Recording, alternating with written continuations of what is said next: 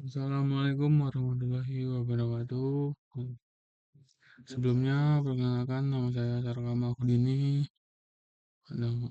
dengan NIM 23051030051.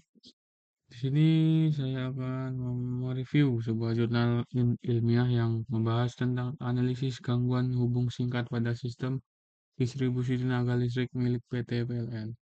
Untuk judul lengkapnya adalah Short Circuit Fault Analysis in the Electrical Power Distribution System at PT PLN Persero UP3 Source Makassar ULP Kalebajeng Using ETAP.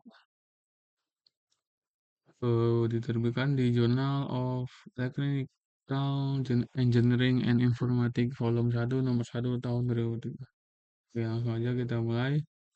Untuk latar belakangnya pertama kita dulu kenapa penelitian ini dilakukan. Jadi PT PLN UP3 Makassar Selatan, khususnya ULP Kalebajeng, memiliki jaringan distribusi 20 kV yang bernama penyulang melawang. Penyulang ini disuplai dari gardu induk Talasa dan melayani tidak kurang dari 72 trafo distribusi di sepanjang jaringnya. Nah, yang jadi masalah pada jaringan penyulang melewang ini dilakukan penggantian kabel dari kabel AAAA C berpenampang 50 mm kuadrat diganti AAA C 70 mm kuadrat dengan panjang jaringan mencapai sekitar 44,7 km. Perubahan spesifikasi kabel seperti ini otomatis mengubah nilai impedansi saluran yang berarti setting proteksi yang lama bisa saja sudah tidak akurat lagi. Dan faktanya di tahun 2022, PLN ULP Kalebajang mencatat ada 251 gangguan yang terjadi di jaringan distribusi mereka.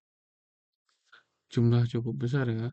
Dan ini menjadi alasan kuat kenapa analisis hubung singkat perlu dilakukan. Dari latar belakang tadi, tujuan penelitian ini adalah menentukan besarnya arus gangguan hubung singkat satu fasa ke tanah di setiap titik bus pada penyulang melewang, mulai dari pangkal jaringan yang dekat dengan gardu induk sampai ke ujung jaringan yang paling jauh. Hasilnya nanti diharapkan bisa jadi acuan untuk setting ulang relay proteksi yang lebih akurat. Tentunya untuk metode penelitiannya, penelitian ini menggunakan dua pendekatan sekaligus. Yang pertama, simulasi menggunakan software ETAP,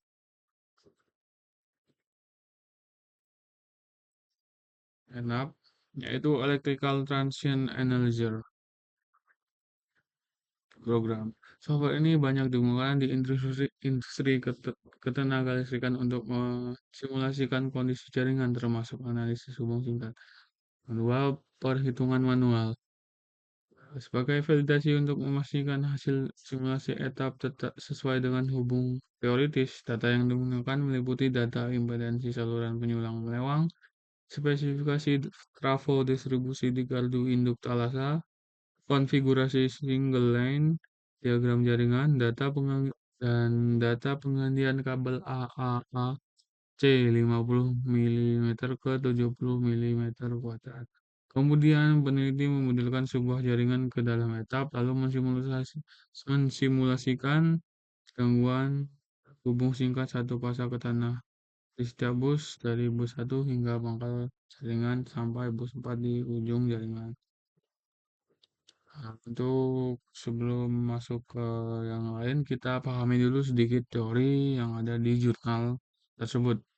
Hubung singkat atau short circuit adalah kondisi di mana dua atau lebih konduktor yang berbeda tegangan saling berhubungan secara tidak sengaja, baik lewat konduktor lain maupun lewat tanah. Dalam sistem distribusi 20 kV PLN Indonesia, jenis gangguan yang paling sering terjadi adalah hubung singkat satu fasa ke tanah. Secara matematis, besarnya arus hubung singkat dihitung dengan rumus sederhana seperti ini. I sama dengan V dibagi Z, di mana I itu adalah arus hubung singkat, V tegangan sistem, dan Z impedansi dari total sumber sampai titik gangguan. Nah, ini penting. Semakin jauh titik gangguan dari sumber, gardu induk, semakin panjang salurannya, maka impedansi Z-nya semakin besar. Dan akibatnya, arus hubung singkat yang mengalir justru semakin kecil.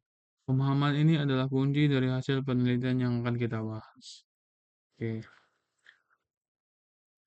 Nah, untuk hasil pembahasannya ini sekarang bagian yang paling menarik ya, itu bagian hasil penelitian. Nah, dari simulasi etap dan perhitungan manual ditemukan bahwa arus hubung singkat terbesar terjadi di bus 1 sesuai dengan ini, yaitu titik bus di pangkal jaringan yang paling dekat dengan gardu induk Thalassa, tepatnya di lokasi yang disebut Eximrek Kalaserana dengan nilai arus sebesar 0,31 kilovolt, sekitar 0,31 kilovolt atau di sini 0,311 kilo ampere ya. Sedangkan arus hubung singkat terkecil terjadi di bus 14 yang di terakhir ya, yaitu bus di ujung jaringan paling jauh dari gardu. Di lokasi bernama Bilonga dengan nilai arus hanya 0,292 kilo ampere. Jika kita lihat polanya, ada tren penurunan arus dari bus 1 sampai bus 14 semakin jauh dari sumber, arus hubung singkatnya semakin kecil. Kenapa bisa demikian? Ini sesuai dengan teori tadi. Semakin jauh bus dari kartu induk, saluran yang dilalui semakin panjang, sehingga evidensi total yang harus ditanggung semakin besar. Dan sesuai rumus I sama dengan P per Z tadi, jika Z semakin besar, maka I semakin mengecil. Yang menariknya, meskipun ada perbedaan antara hasil simulasi etap dan perhitungan manual, selisihnya sangat kecil. Ini membuktikan bahwa model etap yang dibuat cukup akurat, merepresentasikan kondisi jaringan yang nyata.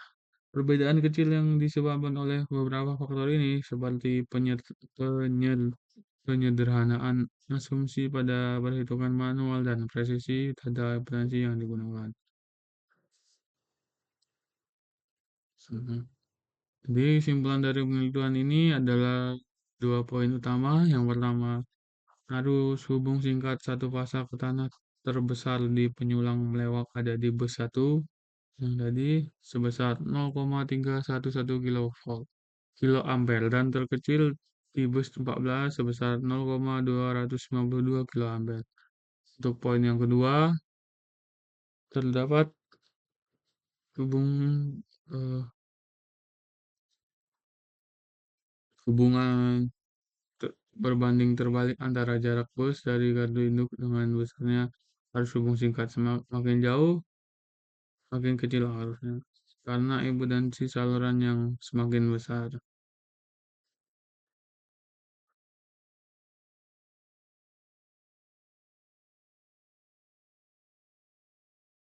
Ya, data ini sangat berguna sebagai acuan setting relay proteksi, khususnya relay arus lebih OGR, dan ground fault relay atau GFR, agar sistem distribusi PLN bisa merespon gangguan dengan cepat dan tepat. Jadi itu tadi review saya terhadap jurnal ini. Menurut saya penelitian ini sangat aplikatif dan relevan karena langsung menggunakan data real dari jaringan PLN yang ada di Indonesia, tepatnya di Makassar Selatan. Jadi kombinasi etap dan perhitungan manual juga bagus karena memberikan validasi silang yang memperkuat kepercayaan terhadap hasil simulasi. Kalau kalian tertarik membaca artikelnya langsung, link jurnal sudah saya letakkan di deskripsi video. Sekian video review saya. Semoga bermanfaat. Terima kasih sudah menonton. Wassalamualaikum warahmatullahi wabarakatuh.